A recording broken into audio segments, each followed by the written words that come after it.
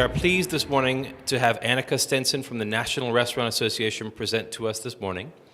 Annika is Director of Research Communications at the National Restaurant Association. She is responsible for raising the profile of the organization's multifaceted research and directing cohesive research communications in support of programs and initiatives across the organization. Her responsibilities include turning statistics, analysis, and trends data into strategic communications for reports, digital and social media, and resources for association members and news media. She also serves as expert spokesperson on restaurant, operator, and consumer trends.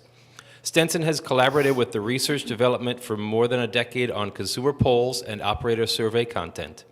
She is the primary developer of the organization's high-profile What the Chef survey and key contributor to the annual flagship restaurant industry forecast. Previously, Stensson has held various positions in the communications department since joining the NRA. A native of Sweden, she holds a journalism degree from the University of Maryland. Please join me in welcoming Annika. Thanks so much. Can everybody hear me okay? All right, cool. Glad to be here to join you and try not to spill my coffee on the laptop, first of all. Welcome. Glad again to be here for the session of 10 things you need to know about the restaurant industry, according to National Restaurant Association research.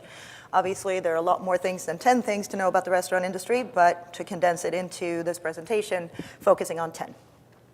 And these are the 10, so I'll be covering a little more detail into each of these as we go along. And if you have questions along the way, feel free to raise your hand rather than hold them till the end, because I know how it is, you tend to forget things, and so do I. So if you do have them along the way, please just raise your hand. So first of all, the restaurant industry is a pretty big deal in the US economy. The scope and size is larger than a lot of other industries out there. But first, the official definition that we have of the restaurant industry is all meals and snacks prepared away from home, including all takeout meals and beverages. That's a little bit wider than most people think of when they hear the term restaurant. Of course, it's table service restaurants and limited service restaurants, but it's also much wider than that. Everything from caterers to coffee shops to managed services at college university dining halls, for example, concessions at sporting and entertainment venues, airports, got non-commercial food service, and also military food service. So with that in mind, these are our projections for this year. We expect sales to reach $799 billion in more than 1 million locations, supporting 14.7 million employees. And our industry really is an economic powerhouse. If the restaurant industry were a country, we would have a larger economic output than most countries around the world, including countries like Argentina and Thailand, for example.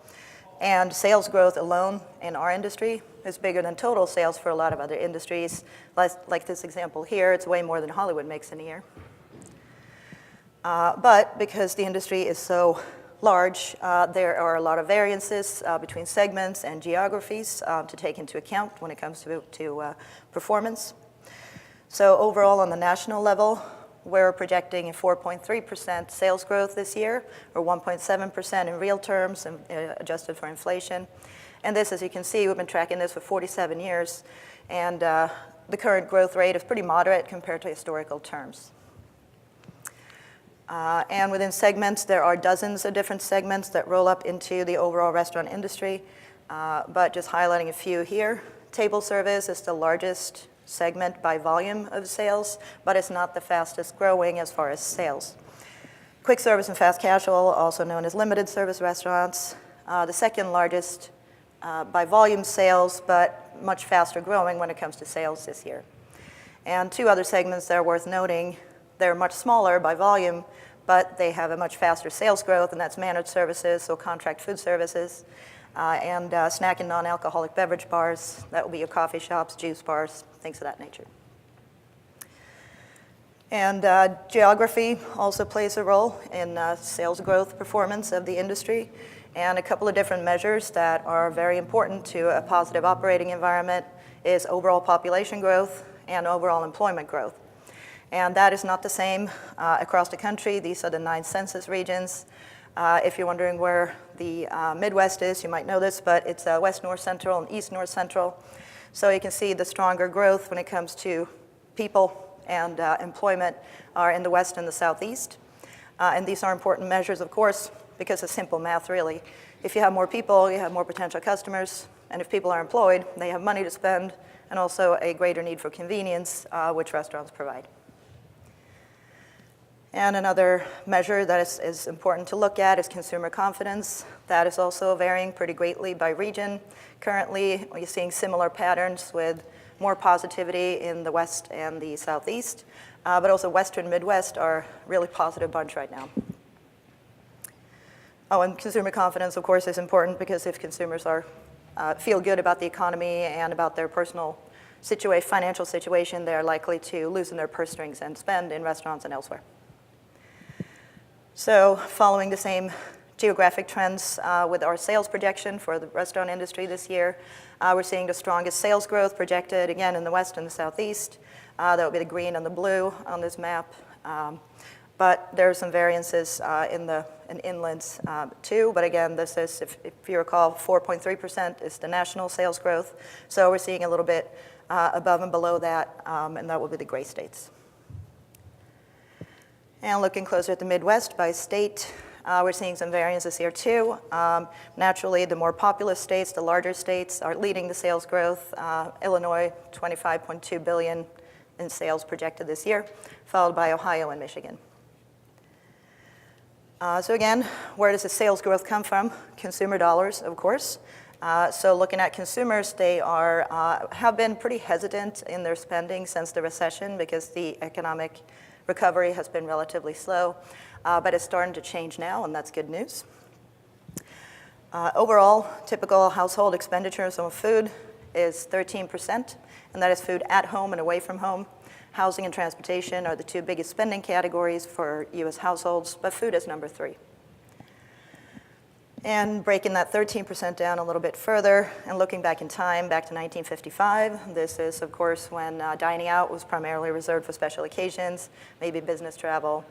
Back then, people spent about 25% of their food dollar in the restaurant community. So fast forward to today, obviously, household structures have changed, our lifestyles have changed. The need for convenience is much, much greater now than it was 60-some years ago. So today, consumers spend almost half of their food budget in restaurants.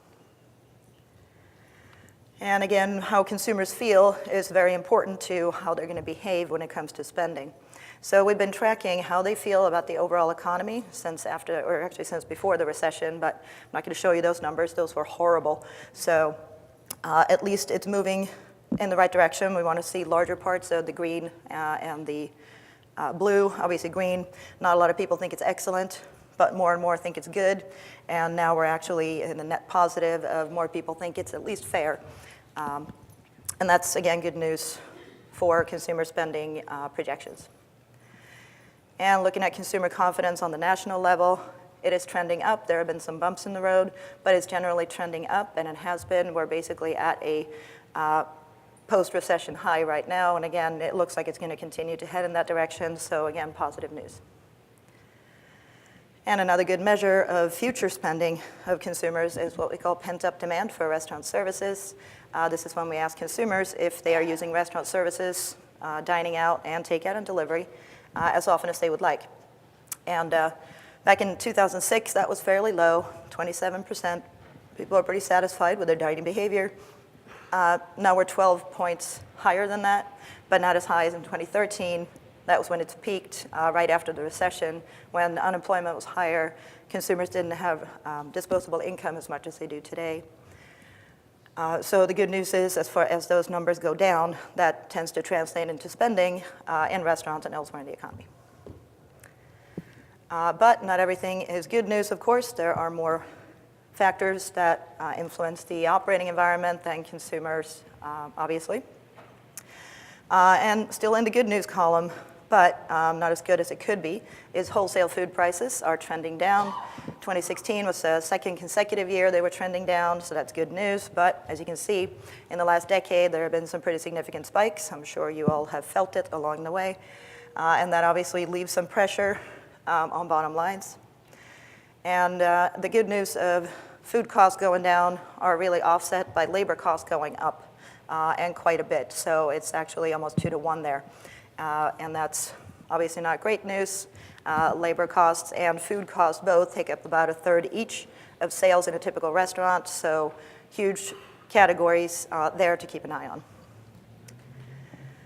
And meantime, menu price growth has stayed relatively moderate, definitely not 1 to 1 as far as food costs to offset that, so that also leaves some pressure. And on top of that, grocery store prices are actually trending down by quite a bit and have been for a while, so that really challenges the consumer's value perception of restaurants versus grocery store food. And overall, macroeconomic indicators are doing okay. They're not great, but they are heading in the right direction with some bumps in the road, but there is at least potential for growth ahead, even though it's not robust growth. Other headwinds, I say consumer spending will pick up when consumer confidence is higher. That is true, but of course only if they have money to spend. And while disposable income is growing, it started to slow in 2016, and hopefully that will pick back up in 2017 and 18. We'll see about that. And real household income, meaning the money they have to spend in the economy, is actually lower than prior to the recession when adjusting for inflation. So while consumers might want to spend, they don't have the cash to do so as much as they want quite yet. And when it comes to gas and diesel prices, they've been trending down, but they're expected to rise this year. And that is obviously diesel impacts the supply chain side of things, while gas, if you recall, transportation was the second largest spending category for U.S. households. So if gas prices go up, money is going to be put into that category from other categories. And along all those challenges, there is one challenge that has been rising to the top as of late, and that is recruiting and retaining employees. We poll restaurant operators each month to see what their number one challenge is in their operations. And this is a snapshot of the month of January for the last 3 years. In 2014, recruiting and retention was not that big a deal, challenge for some, but definitely not all. That has about tripled by now. And that is, of course, partly because our labor costs also follow along that suit. And this is partly why the overall economy keeps adding jobs, and we now have more jobs online than there were prior to the recession, which means the labor pool is much shallower, and that leads to larger competition for qualified employees, not just within the restaurant industry, but also with other industries. And we're likely to see this challenge stick with us for quite a while, as there is job growth ahead. Again, the restaurant industry currently employs 14.7 million employees. We're the second largest private sector employer in the U.S. after healthcare, and have actually been adding jobs at a pretty fast clip. 2017 is actually the 18th consecutive year in which restaurant industry job growth will outpace overall national job growth. So in the next decade, the industry will create 1.6 million new positions, and the strongest growth categories within those are those for supervisors, cooks, and combined service and prep workers. And along that, another challenge in a different way is that labor force demographics are changing. The restaurant industry is the largest U.S. employer of teens. 1 out of every 3 employed teenagers work in the restaurant industry, but that's about to change.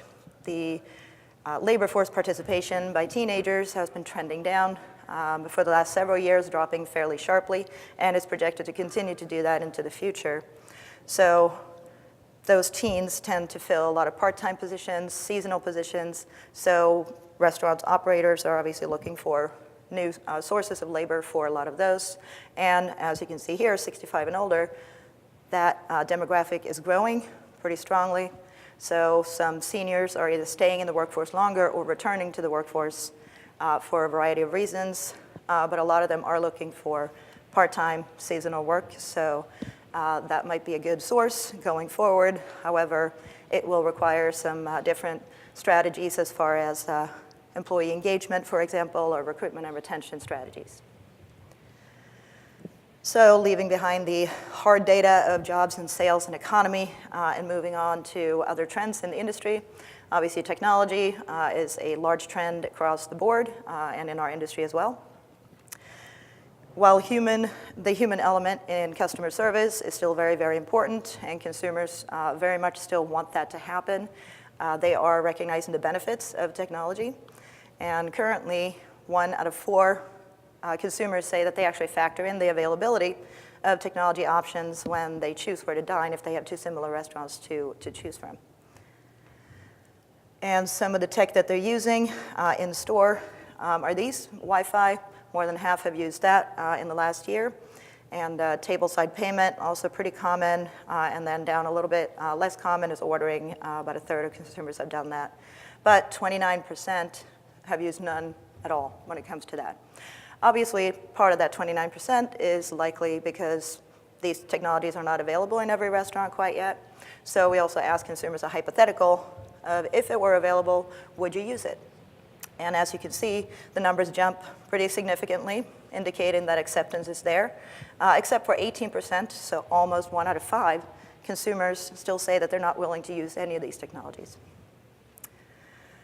And smartphones, seems like everyone has one these days, and that's almost true. We actually surveyed consumers, and more than 3/4 of consumers currently have a smartphone. Higher in younger age groups and a little lower in older age groups, like all things technology tend to be. But still pretty significant proportions there. So we asked them what the restaurant-related tasks they use their smartphones for. And turns out the most common ones are finding basic information, so maybe not surprising that that's it. From locations, directions, looking at menus, but also ordering takeout and delivery is pretty common, actually more common than not that consumers do that on their phones. So again, overall, consumers are generally on board with the benefits of technology. They say it increases convenience, speeds up service, and order accuracy, but 37%, almost 2 out of 5, say that it complicates the restaurant experience for them. That is obviously the opposite reaction that you want from use of technology. It's supposed to make things easier. This number, again, like most things technology, is a little higher among older age groups and a little lower among younger age groups, but not as much as you might think. So it's vital that whatever systems you have are very user-friendly on the front end, as well as play well with the inventory, POS, whatever you have on the back end. So again, what's in it for restaurateurs? There is obviously an investment to be made to implement any tech system in a restaurant. And just some food for thought with these numbers, consumers think it makes more dining out more fun. And 3 out of 10 actually say it makes them dine out or order delivery more often. That's a good thing. And again, 26% say it actually makes them choose one restaurant over another. So it comes down to competitive edge. And moving on to the more general consumer space, more specifically the food space, to see what's going on there. Quite a lot, actually. Over these last few decades, dining out really has become an everyday activity. And with that, a typical consumer today is very different than a typical consumer was even just 10 years ago. Today's consumer is much more experienced when it comes to dining out, much more knowledgeable and sophisticated when it comes to food and dining than previous generations. And obviously, convenience has been a huge driver of industry growth over time, but social enjoyment is really a big, big deal for why consumers love to dine out. And it's perhaps not a huge shocker that a majority of consumers say that dining out is a better use of their free time than cooking and cleaning up at home. But of course, it's not just about the time spent, it's about the food itself. Even though they are pretty sophisticated, pretty knowledgeable about food, they don't necessarily know how to cook it. I am certainly one of these 7 out of 10 consumers who can't produce restaurant quality food at home. And again, with these more experienced consumers, they have a lot of points of reference when it comes to dining out, so they know what's good and they know what they like. And restaurant operators certainly have noticed this, that consumers' expectations of food quality, as well as menu diversity, has really increased just in the last 2 years. And in trends terms, 2 years is a very short time period, and to see numbers this high in the 90s means it's a very, very strong trend. So again, menu diversity is also tied to, if you dine out a lot, you want to eat different things so you don't get bored, and that's what consumers are looking for as well. And operators are responding. A majority say that they have expanded their menus over the last couple of years. And this is not necessarily adding a number of new dishes. It can be just adding customization elements, for example, or build your own features that would allow the consumer to have more choice. And again, looking at this more experienced consumer, they certainly do know what they want, and they want that whenever and wherever they dine out. That indicates that their decision matrix is becoming more based on ideas and concepts than on specific occasions, as has been largely the way in the past. So they look more at the characteristics of food as opposed to individual ingredients these days. And some of those larger concepts or ideas are these. We ask consumers, if you have two similar restaurants, would any of these factors tip your scale to go to choose one over the other? 70%, 7 out of 10, say that healthy menu items would actually make them pick one restaurant over another. 2/3 say locally sourced food would do the same, 6 out of 10 like eco-friendly food, and 4 out of 10 say diet-specific food like vegetarian or gluten-free, for example, would make a difference for them. Again, nutrition has been a huge trend in overall society, obviously in food as well, and restaurants have done a fantastic job stepping up to the plate and offering a wider variety of healthful options across the board. And the good news is that a majority of consumers are noticing. And not only are they noticing, they're also ordering more of these, or at least they say they are. This is based on self-reporting by consumers, but 2/3, this is a pretty significant proportion, is say they actually order these as opposed to just like to see them on the menu. And again, with this more sophisticated consumer, they're also taking their own health into their own hands. They're not necessarily just looking for items that are labeled healthy in general on menus. They're actually looking for what's healthy to them. It can be anything from, as I mentioned, gluten-free or vegetarian food, vegan food, or anything that fits into whatever the diet trend of the day is, paleo, for example, or Atkins, if anyone is still on that, or sodium-conscious cuisine, allergy-conscious cuisine, things of that nature. So 1 out of 3 consumers say they tend to adhere to one of those kinds of diets when they dine out. That's a lot of customization that may or may not be necessary depending on what they want, but it's something to keep in mind that, again, the diversity of a menu is very important these days. And again, operators have noticed this in their diners as well. Again, 2 years is a very short time period when it comes to trends, and these numbers are very strong across the board. About 9 out of 10 operators say that their consumers definitely are more into diet-specific food today. And when it comes to local, that is also a big decider in a consumer's decision matrix today. Again, about 2/3 of consumers say that that would make them pick one restaurant over another. So we have long known, just from anecdotal information, that consumers tend to see locally sourced food as healthy and fresh and high quality. So we wanted to document this, and it turns out, while they do think that, the primary reason for at least half of consumers here is that it supports their local business neighbors. So that's good to know.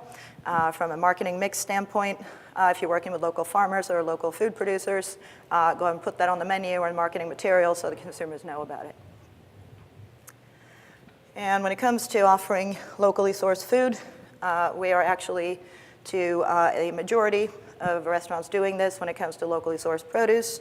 Not necessarily 100% of the produce served in the restaurant, but at least some.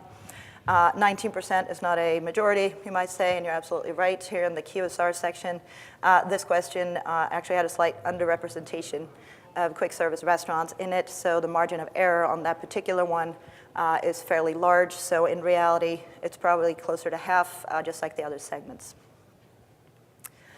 Eco-friendly, also something that consumers really care about. Similar to locally sourced food, it can be hard to define. There's no universal definition. Organics obviously has standards around it, but just eco-friendly in general and locally sourced in general are a little bit hard to define, so more perception issue there. But operators are also offering more of the eco-friendly food variety. Sometimes that is a crossover with local sourcing, but not always. So not quite a majority yet, but it's moving toward that. And same thing here on a wider scope, just with that wider decision matrix that our consumers have today. Operators certainly have noticed that as well, that consumers are paying a lot more attention to sourcing and production than they have been in the past. So for example, it's not so much about the latest trend or the hottest trend today being cauliflower or kale, for example, but it's more about, is that kale sourced locally, is it grown in an eco-friendly way? And another big trend, sort of an umbrella trend here, macro trend, is international flavors or ethnic cuisines. And that is also something that is growing significantly just over the last several years. It has been an evolving trend for many years, obviously, but it's really picking up speed. And more than half of consumers out there today say they eat a wider variety of ethnic cuisine today than just 2 years ago. And if you look at the younger age groups, that's even higher. And again, operators are following suit. If consumers want it, should give it to them, right? So it is becoming more common to offer ethnic cuisine items outside of your general menu theme. And most restaurant operators, at least in the table service segment, tend to think that that's going to be more popular in the future as well. So again, just to sum up what I've been saying about the trends becoming more concept-based and idea-based, that is something that operators have noticed as well. And again, it's something that is not going to change back to being ingredient-based anytime soon, so it is good to put on that wider thinking hat when it comes to menu strategies. And speaking of those menu strategies, looking at the top trends for food these days, again, the wider themes, we conduct a survey each year. This is the 11th year, partnering with the American Culinary Federation to survey professional chefs about what they see are trending on menus in the year ahead. So this is based on that as well as a couple of other pieces of research. And I should say here, when I'm talking about something being trendy, that's not necessarily the same as something being popular or common on menus. Something can be found pretty much everywhere and be very, very popular. Think chicken wings or hamburgers, for example. Or something can be found in only a few places and be considered super trendy. Perfect example a couple of years ago would be the cronut.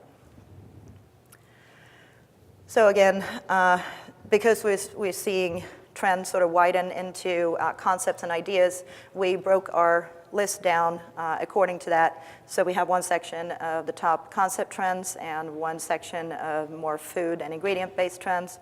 These are the top 10 when it comes to concepts. Some familiar themes here: nutrition, eco-friendly, local sourcing. That is obviously not a coincidence. Menus are largely driven by consumer demand, so if they want it, that's what we serve it. And obviously chefs are speaking here, so they sort of like the idea of the working with different ingredients and high quality ingredients like that. Chef-driven fast casual is basically a fine dining approach to quick service. Food waste reduction has ties to being eco-friendly, of course, but also some cost management strategies in the back of the house. The less you throw away, the less you have to buy when it comes to ingredients. Meal kits, pretty interesting. There are obviously companies out there that are exclusively dedicated to producing meal kits and selling them to consumers. Grocery stores are getting in that game. Not a lot of restaurants have done that yet, but they might going forward. Would be seemingly a natural fit since food is being prepped and measured in the back of the house for meals to be prepared on site, to package that and sell it to the consumer to be cooked at home might be the next natural step. And the other part of the list that I mentioned is the food-based, ingredient-based trends, and those are the ones we're seeing here. Still, we're seeing those similar trends, local sourcing, or mostly house-made in this case.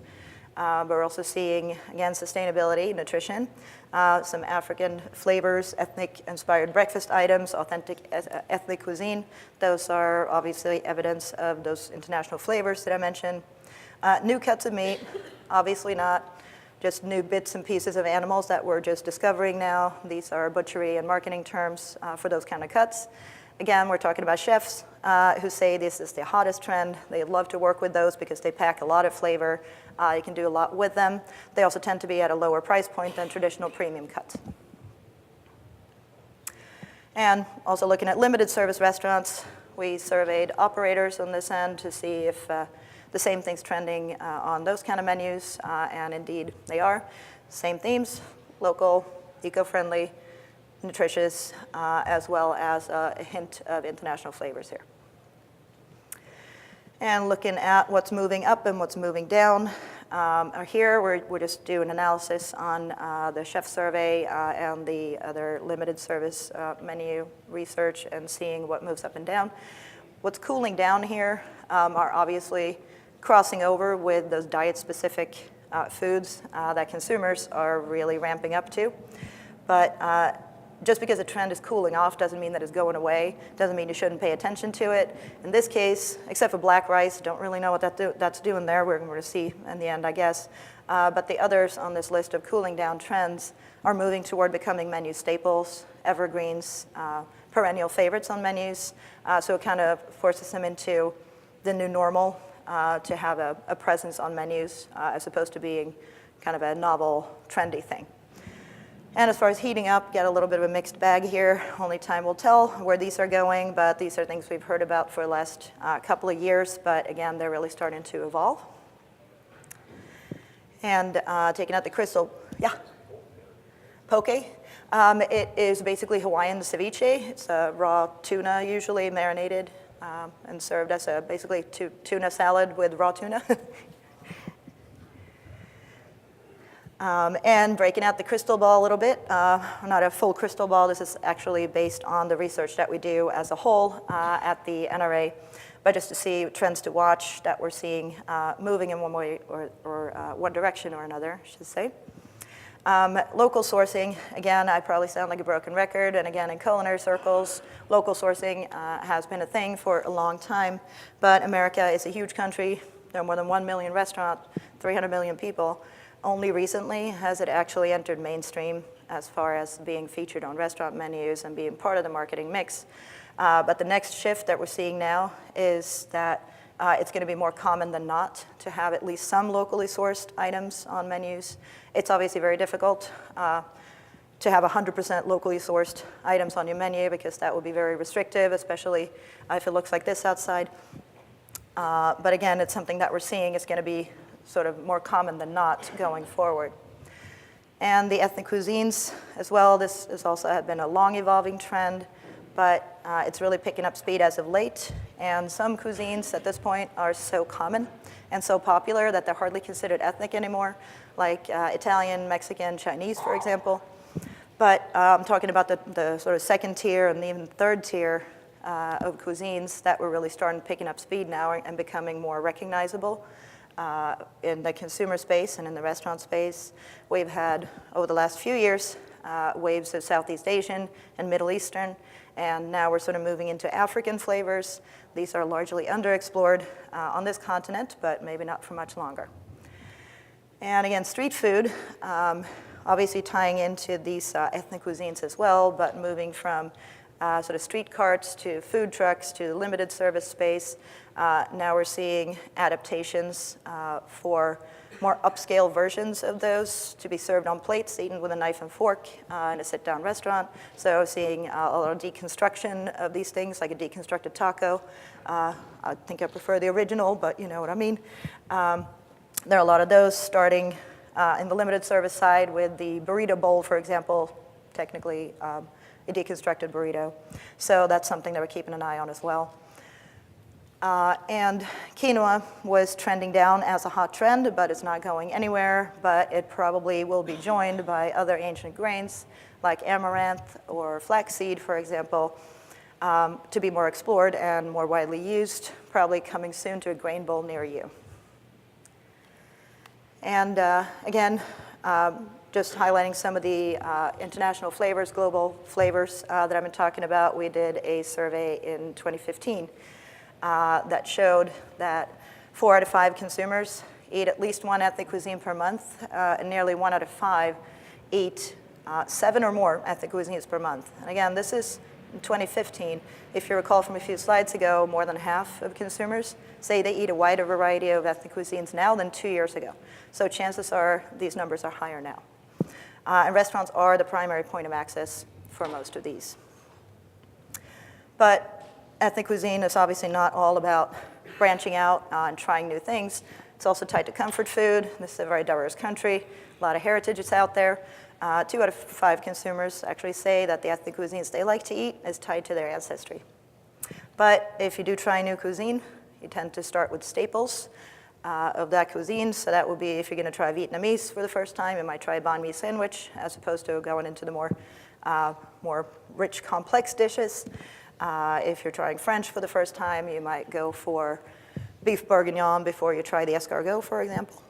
But at the end of the day, again, just to highlight that ethnic cuisines these days really is so very ingrained in American diets, is that while consumers appreciate authenticity, at the end of the day, it doesn't always matter. It's not required. 7 out of 10 consumers, or I'm sorry, 2 out of 3 consumers say that it doesn't really matter if it's authentic as long as it tastes good. And that sums up pretty much the 10 things that you need to know about the restaurant industry today. We do have more research available on our website, restaurant.org, if you're interested, or feel free to ping me at any time. I thank you very much for your attention this morning. Stay safe in the snow and enjoy the rest of the show.